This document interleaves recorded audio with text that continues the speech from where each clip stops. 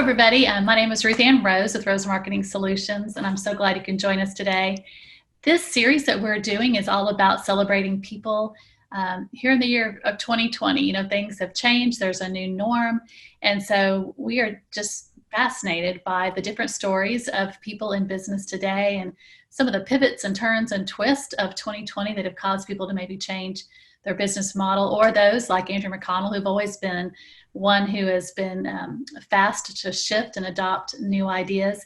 Andrew is the founder and CEO of Reddin Com. And so I'm so excited to have him with us today to kind of tell the story of how his company started and the direction that they're headed. And of course, you know, anything that has changed here in 2020. So with that, Andrew, I'm just going to let you take it away and tell us, you know, how did you get started at Reddin Com? Yeah, I mean, even that last one, anything that's changed in 2020, that could be a week worth of conversation. Exactly. We'll roll back to 2012, to January of 2012. I was on vacation, actually, and over lunch, two people at the table were talking about VRBO. This was before the rebrand of Verbo. Back then it was VRBO. And they were both really animated. They loved it. They thought it was this great thing. I said, what is this VBRO? And they said, no, VRBO, Vacation Rent by Owner. It's this website where we rent out our vacation homes. I said, okay. And they're like, yeah, we just put it on the internet and we make money. So that sounds amazing. I have a question. How do you know it's not high schoolers trying to throw parties? Because I was once in high school and we like to throw parties, but we had to do it in our own house when people's parents were out of town, and we'd get caught half the time and get in trouble. And you're saying the entire school could throw in 10 or 20 bucks and we could rent a whole house for the weekend on the internet and just go throw parties there? That sounds amazing. And I said, well, I have to look up on LinkedIn everybody who tries to book. I do phone calls with them. I try to background check how big the group is, how long the stay. I said, okay, so you have to do some kind of vetting. Well, how do you get it clean? Because you live in Atlanta and your place is down in Florida, and the other person, you live in Boston, your place is in Vermont. So, well, I have to hire a local company to go in and schedule with them when people are checking in and checking out, to wash the sheets and change the bed. And so I just kept asking questions because I didn't know anything about it. And I said, this actually sounds like a lot of work. It doesn't sound like you just put something on the internet and all of a sudden start magically making money. I said, well, yeah, you know, I spend maybe 8 to 10 hours a week doing it. I said, 8 to 10 hours a week? You're a cardiologist and you're a dentist. You build insurance companies and your patients $500 to $1,000 an hour. What in the world are you doing? And they said, well, when you put it like that, it doesn't sound so good. I said, look, you don't change your own oil. You don't repair your own car. Neither of you even mow your own lawns. You pay people to go do these things for you. Why in the world are you doing this? Aren't there companies that do it? And they said, well, yeah, of course, but they charge what I thought was too much. One, and then two, they were all on commission. So it felt like I was taking all the risk, but they were getting all the benefit of the upside. And I have a couple of law degrees, one from the US, one from the UK. And in a negotiation workshop in law school, I remembered one of my professors talked about when he would buy a car, and this is going to date me, but when he would buy a car, he would fax all the dealerships, say, this is what I'm looking for. Give me your best offer. By the way, I've faxed 5 other dealerships. So give me your final and best offer. And so he made them bid against each other to get his business instead of wasting time shopping around. Yeah. And so I immediately thought of that and said, guys, these companies don't have a job without homes from people like you. Why don't the owners band together to just make them bid against each other to buy from you at a flat fee?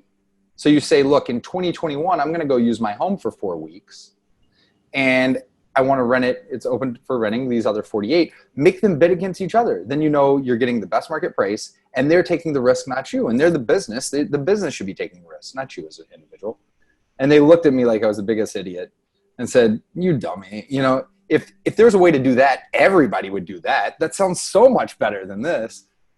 I thought, everybody, that's a very large market share. Is it the market big? I have no idea.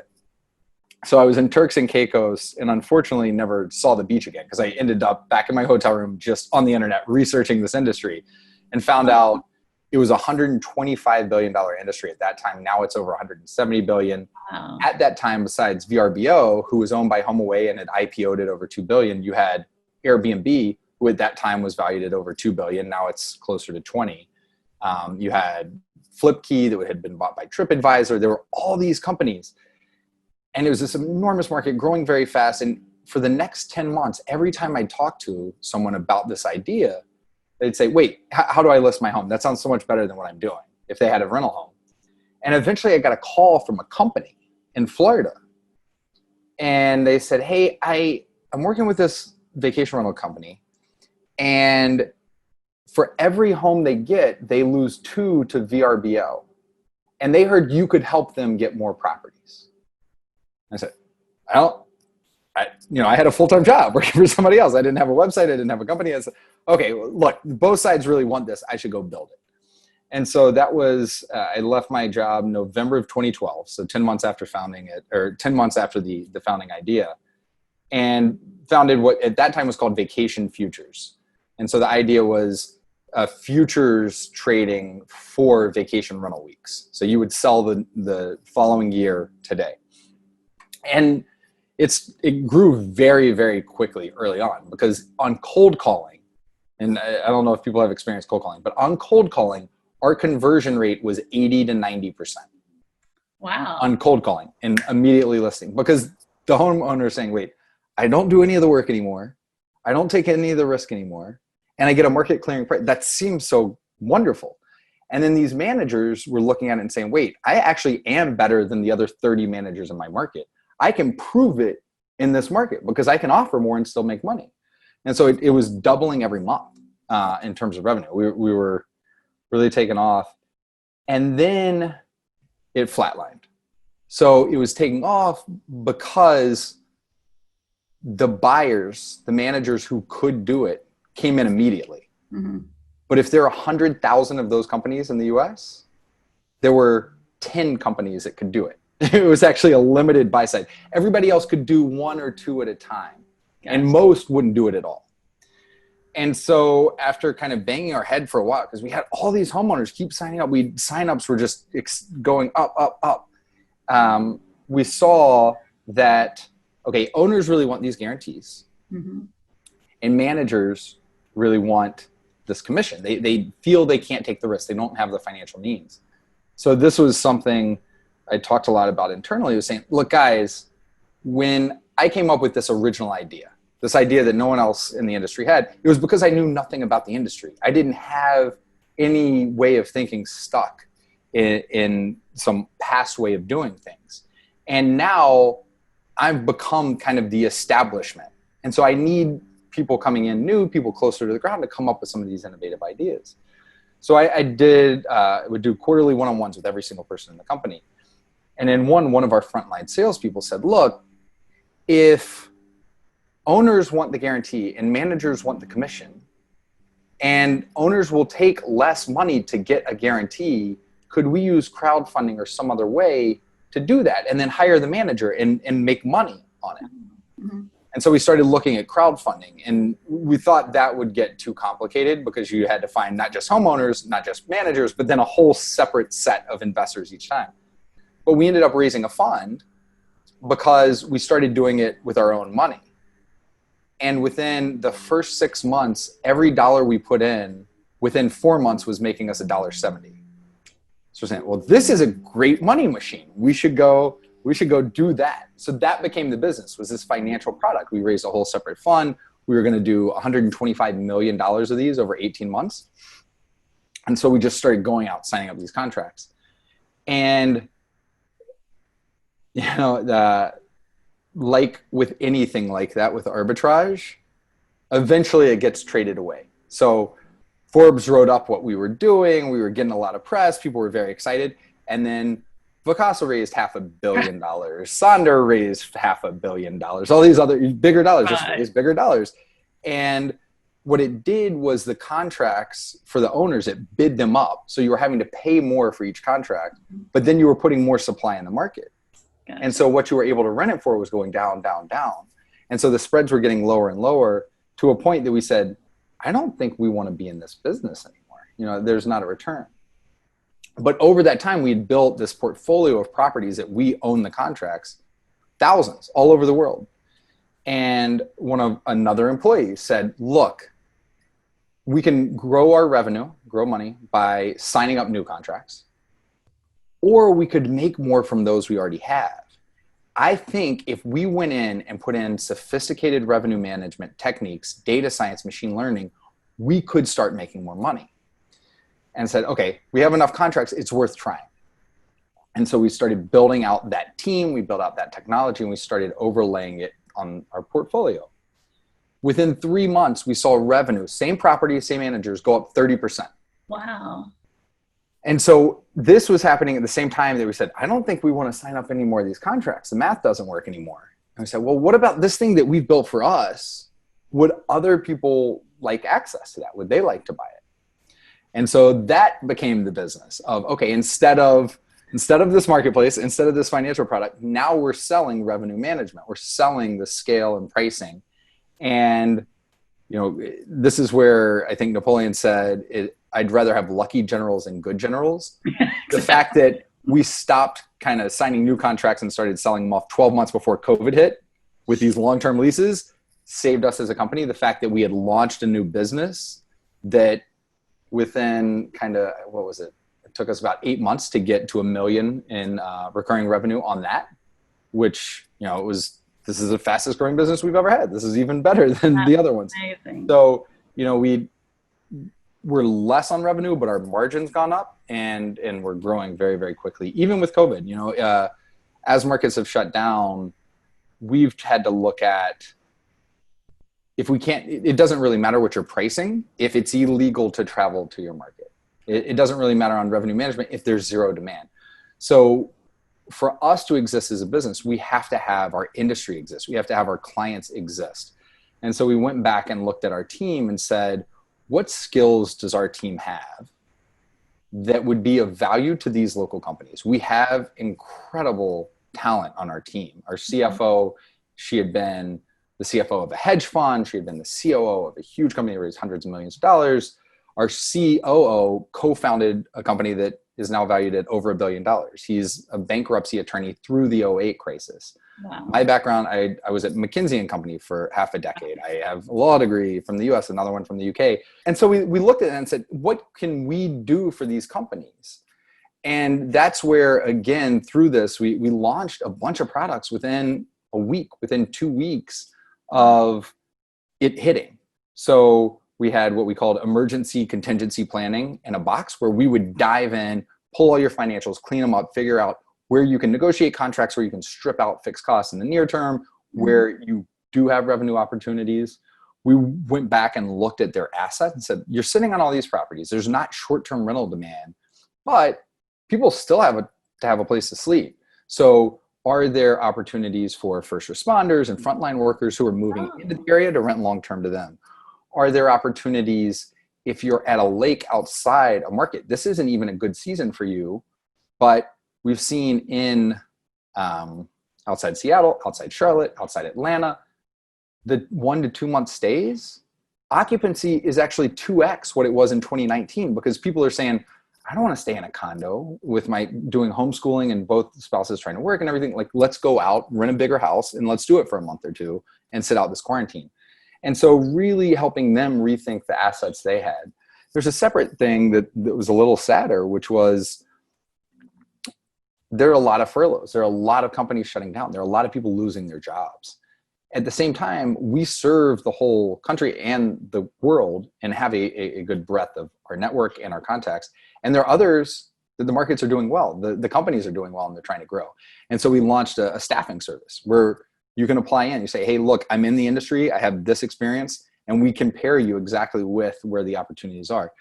Because our thinking there is, one, it just does good. Like, people can eat because they have a job now. But then two, it really does build relationships long term. If you help both, hey, it was really hard for me to find, but now I have this great person and it's thanks to Reddin.com. Oh, I was unemployed, but Reddin.com helped find me this great situation. I think then we have real strong relationships for the long term. So, I think that muscle memory of constantly looking at the market, looking at opportunities, reassessing the situation has really helped us do it in overdrive in this kind of COVID pandemic world.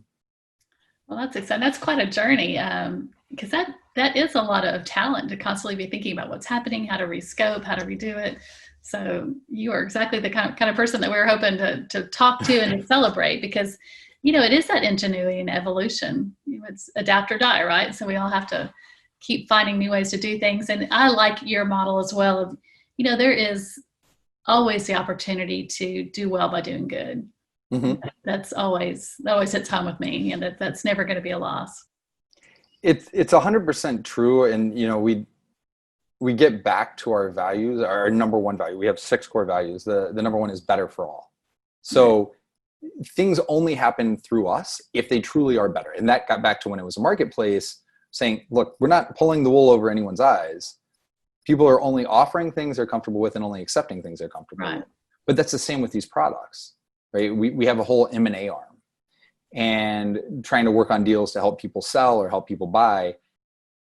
And that's something we keep coming back to when we're close and saying, but is this going to end up being better for all? Do we feel that if this contract closed under these terms, this truly would be, and we lose a lot of money on it, say, no, we would not recommend doing this deal. We recommend you step away from it. And I think some people in the company would not love this phrasing, but I think back to the Goldman Sachs approach of long-term greedy, right? Long-term greedy in the sense of, I always do the right thing, so you can always trust me to do the right thing. So you're not going to churn me for a better deal because every single instance we're going to do the right thing by you. And I think that it helps you sleep better at night. If nothing else, you have that. It absolutely does. I applaud you for that. Well, what's next then? I mean, what do you think will be your next boulder or rock, goal that you're trying to set? Yeah, so for us, we've been very service oriented to date. We've had the technology ourselves, but then what we've seen from property management companies, these are small businesses, 5 to 10 employees, very localized, reservationist cleaners. They don't need more technology to manage. They have so many systems, like all of us, that you're trying to. Somebody had a lament at a conference of, I got in this business to be a vacation rental manager. I spend all of my day as a technology manager. And that's not why I'm here. That's not why I want to be here. I'm here for hospitality. I'm here for the human connection. Right. And so we took that and said, even though we have this technology, we think it's more important to deliver the results. We're going to put the team behind it. But the flip side of that is there's real human costs on it. And that may not be a one size fits all. There are other people that do have those capabilities. So if we want to sell to some of the bigger companies that already have the team in place that do want to manage the technology, maybe we start licensing that to them. So I think that's something that had been off the table, we'll start looking at. That's one big one. The other piece for us is just constantly listening to the customers, listening to the market, and then looking at kind of consumer demand around it. We did a webinar yesterday, and what I was trying to convey to people is, look, there's nothing we can do literally to influence infection rates. Right. There's nothing we can do. I mean, we can advocate and write letters to influence what the government does based on those infection rates. And then there's a third order of, we can't 100% influence how people interpret either of those things and whether they feel comfortable booking a vacation and traveling or not. Those things, we could spend a lot of time worrying, projecting, forecasting, but we can't do anything about that. But what we can do is we can control our actions. We can control the story we tell to find, it doesn't matter if 73% of people don't want to travel. If 27% do and feel safe doing it, can you find those? Who is that customer persona? Mm-hmm. Right? It's thinking back to the assets you have, right, and then who would be the demand for it. It's a new persona. It's different than it was 12 months ago. It's different than it was 12 years ago. And that's for any industry at any time, pandemic or otherwise.